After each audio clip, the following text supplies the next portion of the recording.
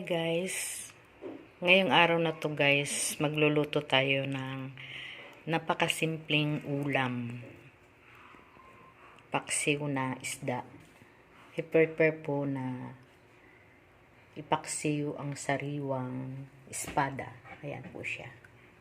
Ayan ang ipapaksiw natin guys, isdang espada. Papaksiw natin siya sa kamatis. Ito ang kanyang mga ingredients. Kamatis, seasoning,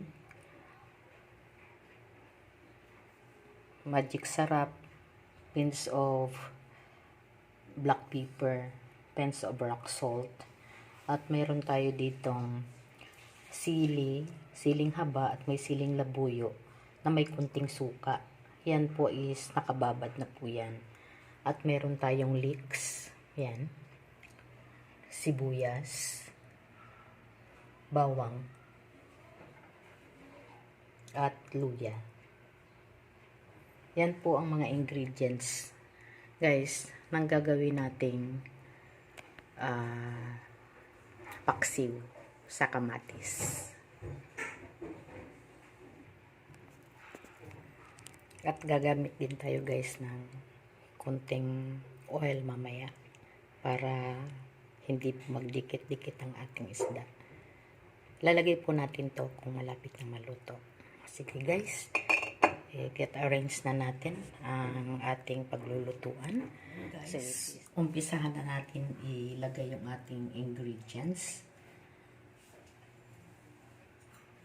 I prepare po na ilagay ang kalahati ng luya. Luya sa ilalim. Unahin natin. Sarado pa po ang kalam.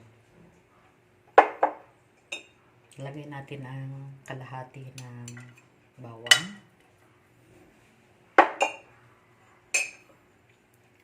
Kalahati ng sibuyas na ihanda natin. Yan. Ganyan po.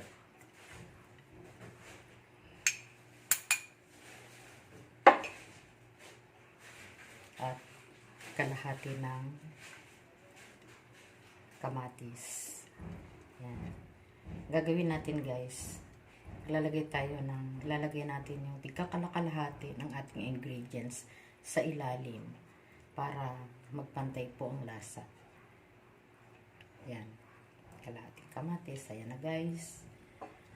Tapos, saka natin ilalagay itong isda. Yan.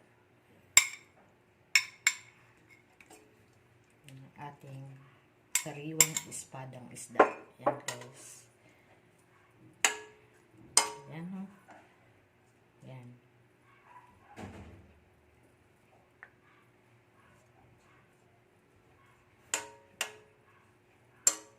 Yan. Ganyan. Tapos,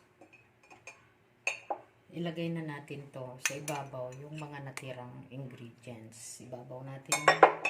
Yan. Ibabaw natin. Ibabaw natin siya.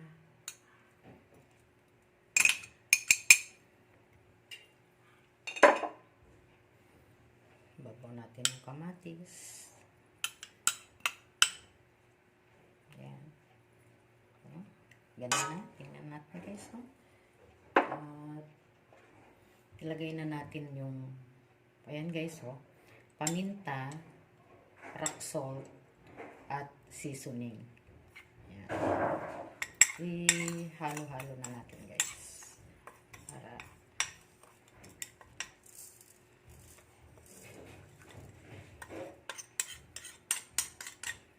ayan.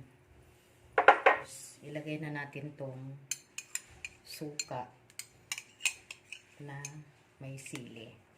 Yan guys, hindi kami nauubusan ng suka na may sili. Yan. Yan na guys, no? Yan na yung preparation natin. Tubig. Yan. Yan. Ilagay na po natin ang lahat ng ingredients at lampisa. Bubuksan na natin ang low fire lang guys.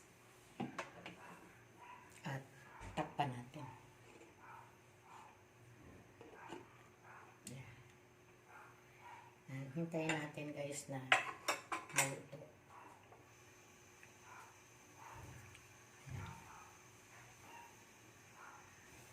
Yan po yung ways ng pagluluto namin sa probinsya.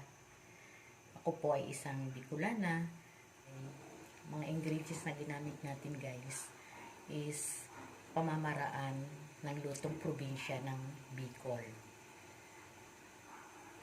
So, ang pagluluto po ng isda guys, kailangan hindi overcook para hindi madurog ang isda.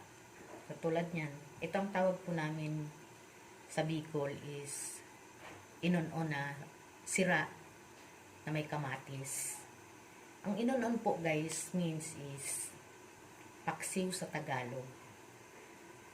Ang iba naman ang tawag nila pinangat, may sinaing na isda, paksiw, at sa amin nga sa Bicol, inon-on.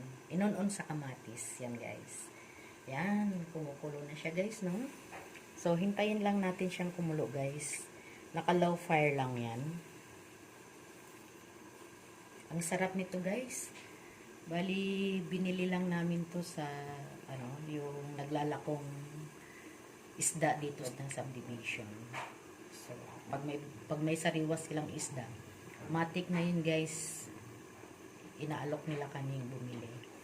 So, yun nga. Marami siyang mga dalang isda, may pusit, may bangus, tilapia, sari-sari, may pampanong frozen. Ayan nga guys. Oh, sarap niyan guys.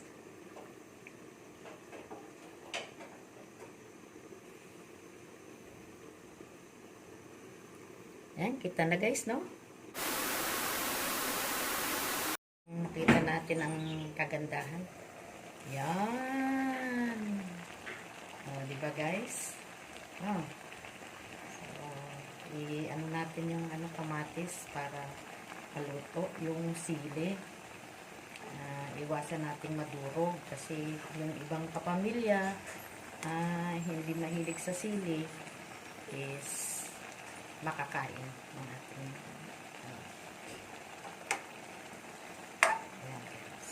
na lang guys. Pag ganito guys, pwede na nating lagyan ng konting oil para mahalo na siyang maluto. No? O, yan, sa kutsara. Mas prepare ko kasi guys na madalawang kutsara na. Dalawang kutsara ilagay natin.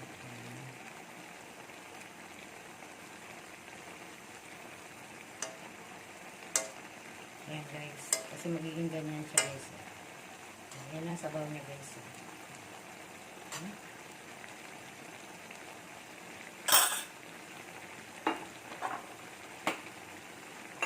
Tapos, ilagay na natin ang leeks guys. Ito yung pinaka magiging niya. Ilagay natin. Ayan.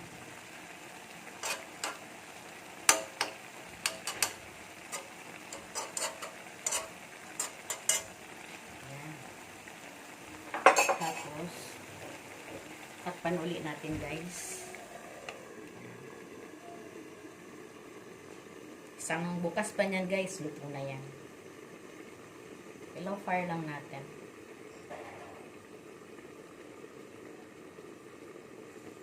Sarap na guys, sarap na ng amoy oh. Napakasimpleng pagluluto. Pero masarap. At naku guys, tsak mapaparami na naman ang kain natin ito.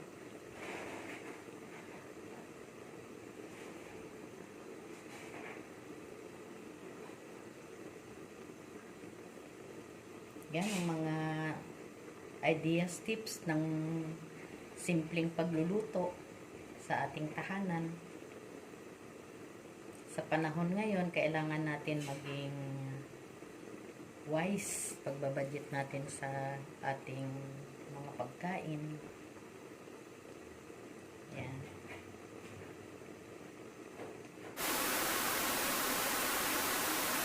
Yan, tingnan natin guys. Yan. O, diba? Ayan na siya. Yan, lutong-luto na yung kamatis natin, guys. At ayan, oh. Yan, tamang-tama yung sabaw natin, oh. Kunting tubig. Tapos yan. Yan, guys, pag umano na yung ano. Ganda. Ganda-ganda niya, oh. Yan. Isang kulo na lang, guys. Paigain natin ng konti para nanunuot yung lasa.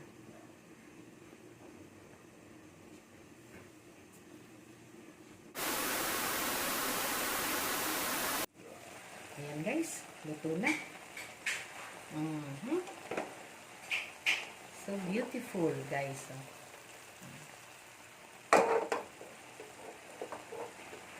Patayin na natin.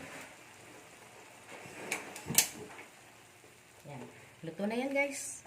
Ganun lang kasimple ang pagluluto. So, isali na natin. So, yan na ang ating finished product para sa ating tanghalian. Yan. Ang inunon na espada, ang tawag sa amin sa Bicol. Paksiw na isda sa Tagalog. Yan. Thank you guys for watching. Sa susunod na video uli, sana panoorin nyo guys at nagustuhan nyo ang ating ideas, tips ng pagluluto.